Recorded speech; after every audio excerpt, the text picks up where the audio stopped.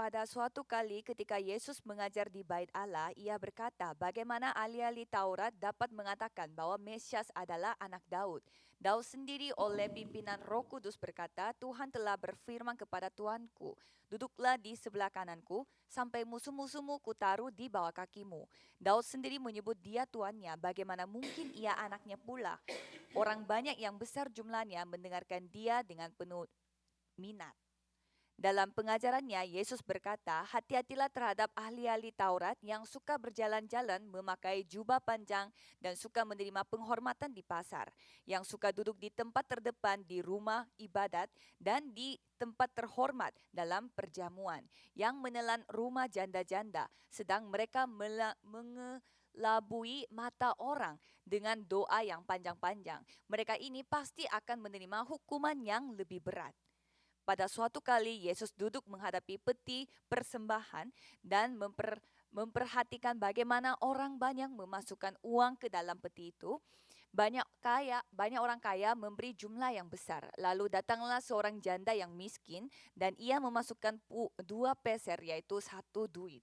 Maka dipanggilnya murid-muridnya dan berkata kepada mereka, aku berkata kepadamu, sesungguhnya janda miskin ini memberi lebih banyak daripada semua orang yang memasukkan uang ke dalam peti persembahan.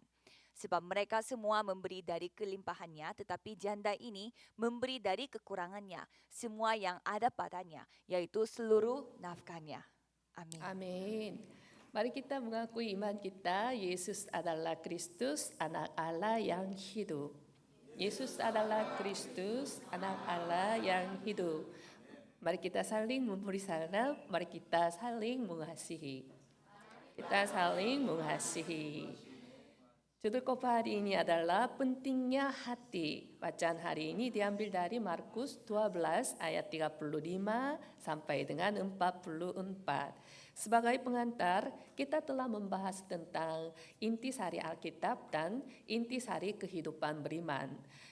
Untuk pertumbuhan kehidupan beriman kita itu tergantung pada hati kita masing-masing. Hati seperti apa yang kita miliki.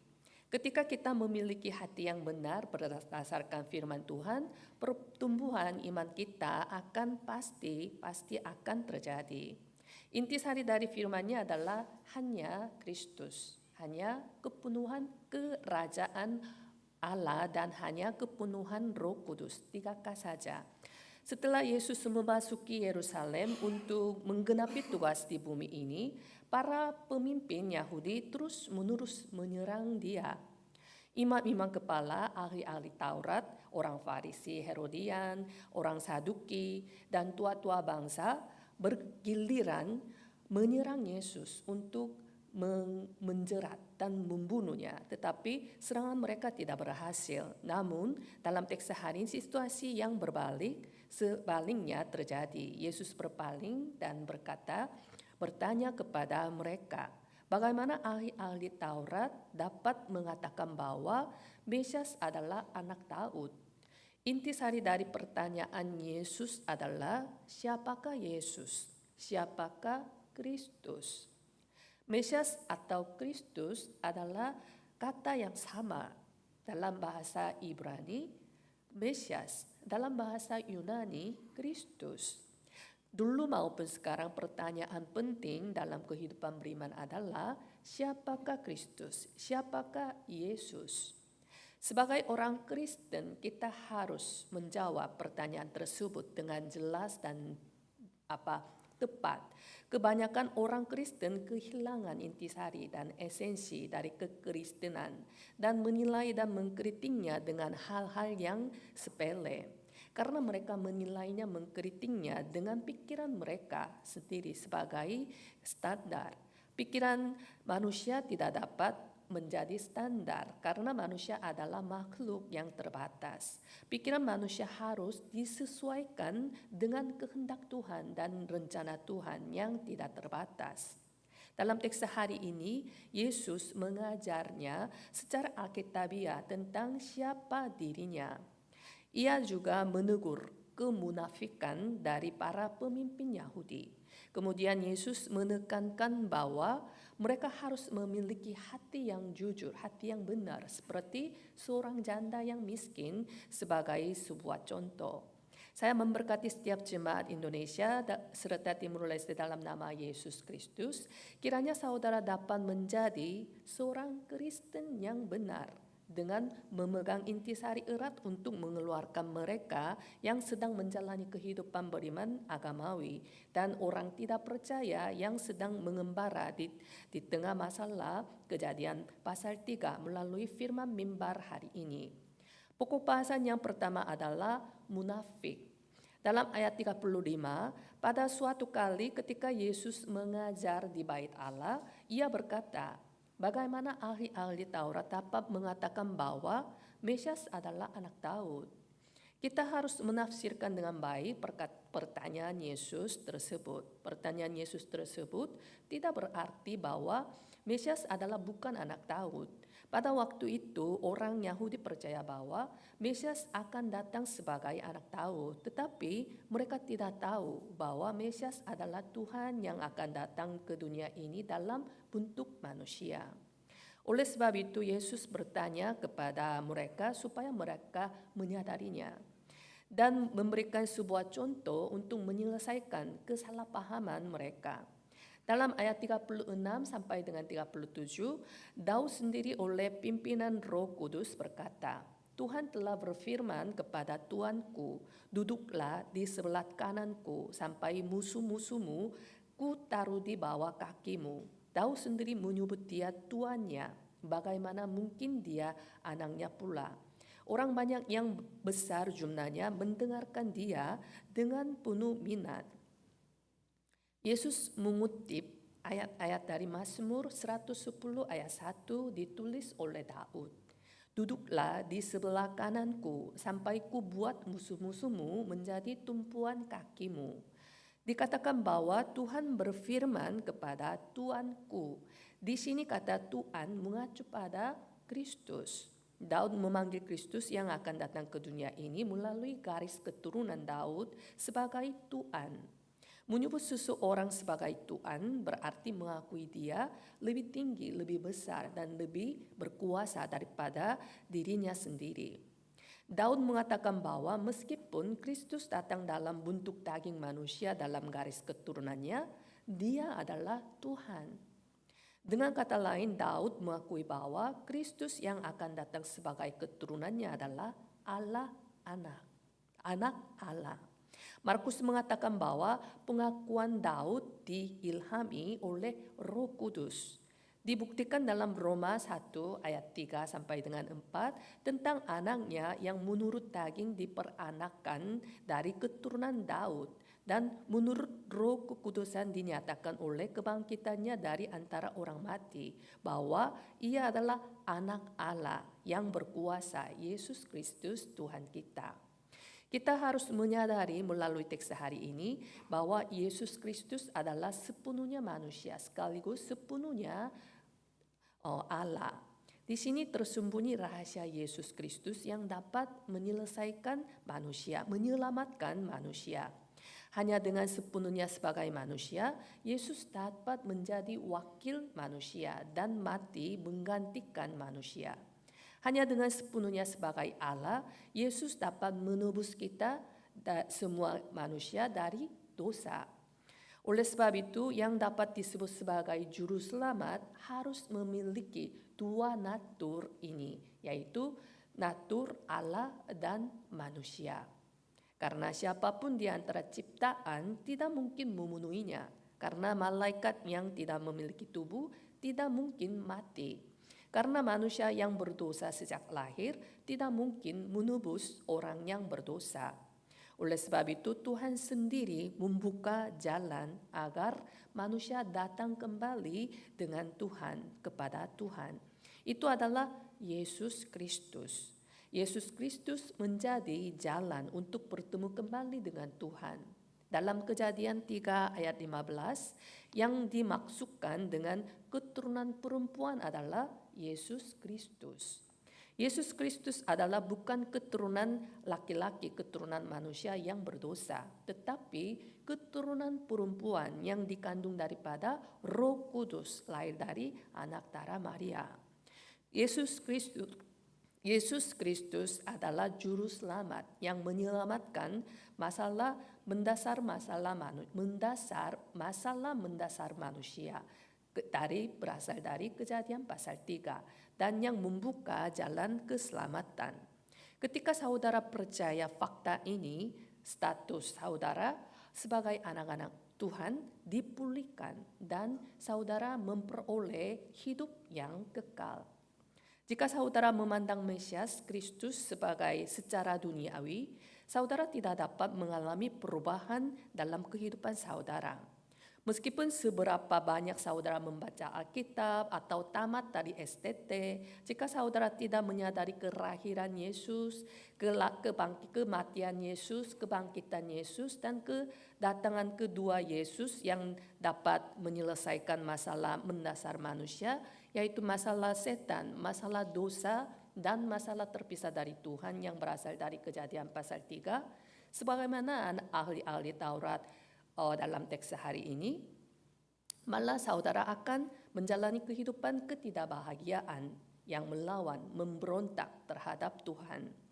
Dalam ayat 38 sampai dengan 40, dalam pengajarannya Yesus berkata, hati-hatilah terhadap ahli-ahli Taurat yang suka berjalan-jalan memakai jubah panjang dan suka menerima penghormatan di pasar, yang suka duduk di tempat terdepan di rumah ibadat dan di tempat terhormat dalam perjamuan, yang menelan rumah janda-janda sedang mereka mengelabui mata orang dengan doa yang panjang-panjang. Mereka ini pasti akan menerima hukuman yang lebih berat. Yesus mengungkapkan bahwa Dia adalah Allah dan manusia dengan mengutip firman dari Mazmur dan menegur ahli-ahli Taurat dan orang Farisi yang telah jatuh ke dalam kemunafikan dan yang tidak menyadari fakta rohani. Munafik secara harfiah berarti berbeda sepenuhnya antara batinia dan zahiria. Sebenarnya bagi orang percaya yang lama menjadi percaya, mereka akan lebih mudah jatuh ke dalam kemunafikan daripada orang yang baru percaya. Dalam kehidupan beriman, hal yang terpenting adalah apa yang berada di dalam hati, bukan apa yang terlihat di depan mata. Apa yang terlihat di depan mata hampir sama, maka tidak boleh mengkritik satu sama lain. Yang terpenting adalah hati, seperti apa yang saudara miliki ketika saudara menjalani kehidupan beriman.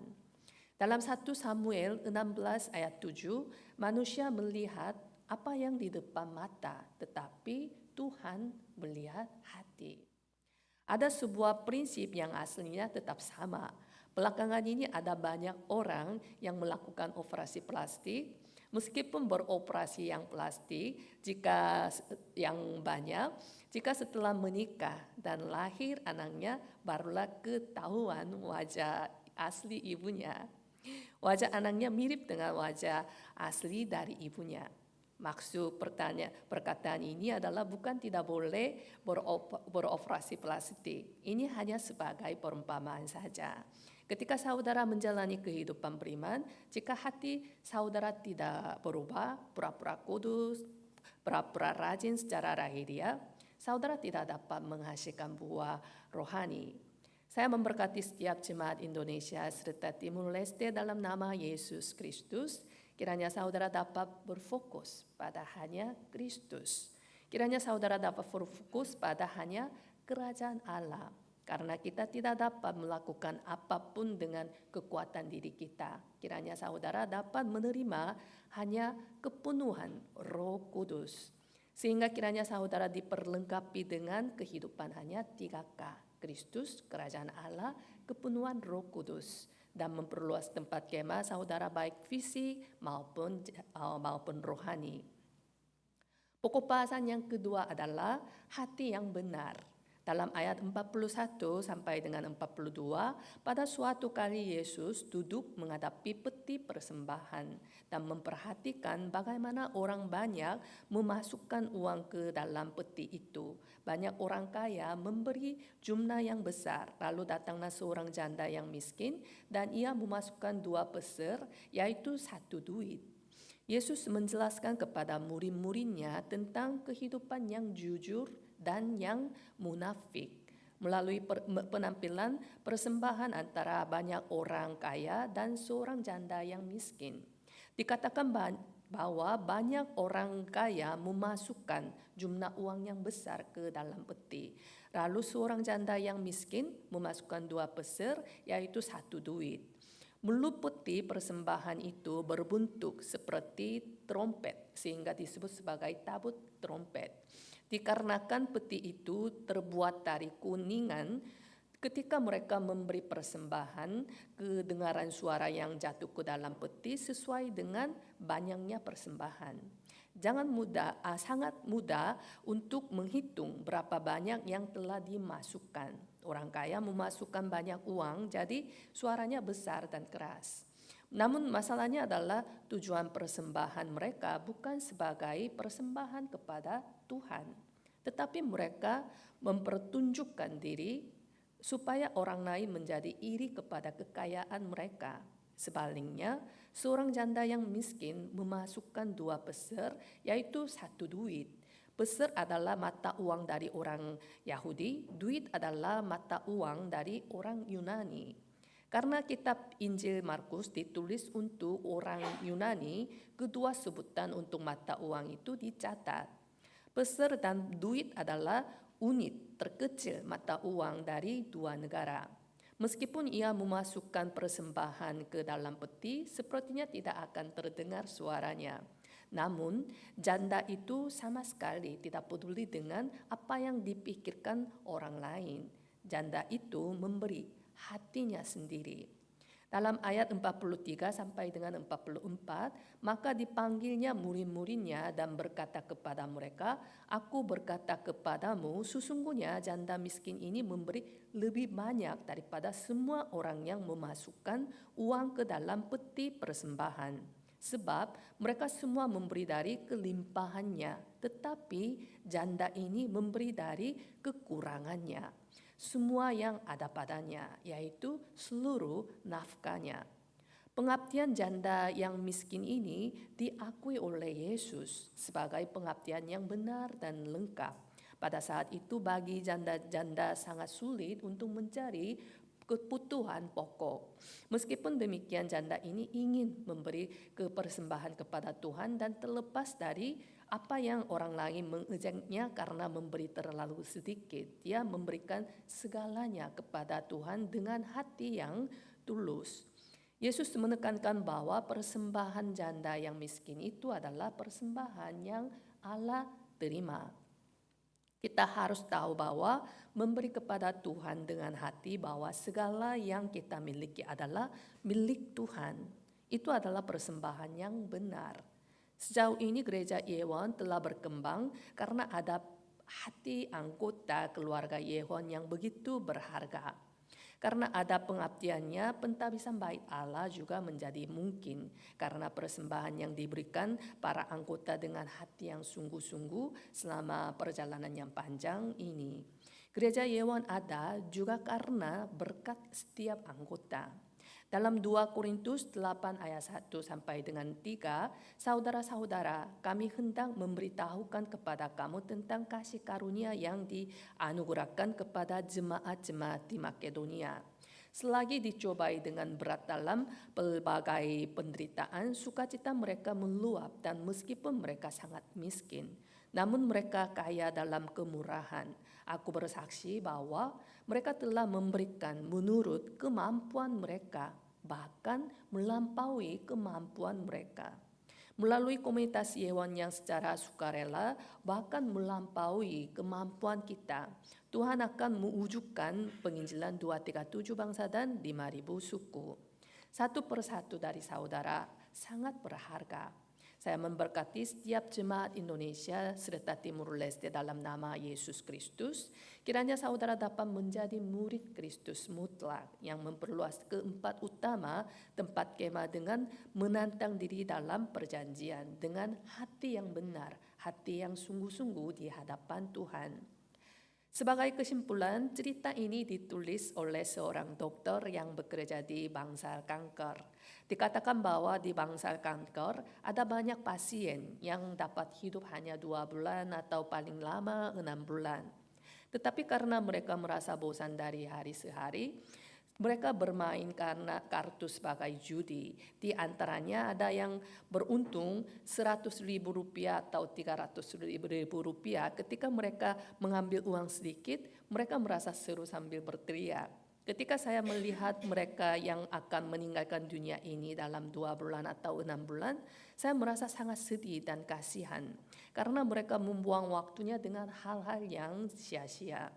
Sebenarnya kita semua tidak tahu kapan kehidupan kita akan berakhir dan apa yang akan terjadi kemudian. Tidak ada yang tahu. Ketika kita datang ada urutan, tetapi ketika kita meninggal dunia tidak ada urutan. Hanya Tuhan yang tahu berapa lama sisa kehidupan kita masing-masing. Oleh sebab itu dari hari ke hari sangat berharga. Itu sebabnya kita harus menjalani kehidupan yang berfokus dengan bulat hati pada hal yang bernilai selama waktu yang tersisa. Saya memberkati setiap jemaat Indonesia serta Timur Leste dalam nama Yesus Kristus. Kiranya saudara dapat meninggalkan milik pusaka abadi, karya abadi, dan warisan abadi dengan menjalani kehidupan yang menyelamatkan 237 negara dan 5.000 suku setelah lepas dari semua masalah yang sia-sia. Mari kita berdoa. Kami mengucap syukur kepada Allah Trinitas yang menyelamatkan kami dari kutu, kebinasaan, maut, dosa, dan kuasa setan. Kiranya kami menjalani kehidupan beriman dengan hati yang sungguh-sungguh di hadapan Tuhan. Tidak dalam kemunafikan, baik di hadapan Tuhan maupun di hadapan manusia. Kiranya Tuhan menaruh hikmat dan kebijaksanaan rohani kepada kami untuk memahami kehendak Tuhan dan taat pada rencana Tuhan dengan membuang pikiran kami sendiri. Kiranya kami dapat berfokus pada hanya Kristus, kerajaan Allah, dan kepenuhan Roh Kudus. Kiranya kami dapat hidup dengan hanya metode Tuhan sebagai anak-anak Tuhan. Kiranya Tuhan bantu kami membuang metode manusia yang selama ini kami pakai. Kiranya Tuhan menjaga hati kami masing-masing untuk menghidupkan diri sendiri, keluarga, kenalan, kerabat, dan sebangsa kami dan mengasihi mereka.